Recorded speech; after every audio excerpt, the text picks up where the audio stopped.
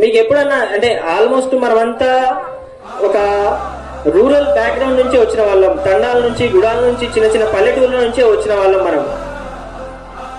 ఈ యొక్క ఇంతకు ముందు మనం సాధించిన ర్యాంకులు చూసినట్టయితే మీరు చూడండి, ఈ కార్పొరేట్ స్థాయి ఏవైతే విద్యా సంస్థలు ఉన్నాయో 8th క్లాస్ నుంచే స్టార్ట్ చేస్తారు పిల్లగా డాక్టర్ అవ్వాలా, ఇంజనీర్ అవ్వాలా అని. వాళ్ళ అకాడమిక్స్ పక్కన పెట్టి ఆ డాక్టర్కి నీట్ సంబంధించిన ప్రిపరేషను, ఇంజనీరింగ్ అతనికి ఆ యొక్క ప్రిపరేషను 8th క్లాస్ నుంచే వాళ్ళు సబ్జెక్ట్ ని ఫీడ్ చేస్తా ఉన్నారు. కానీ మనకు ఆ పరిస్థితి ఉందా?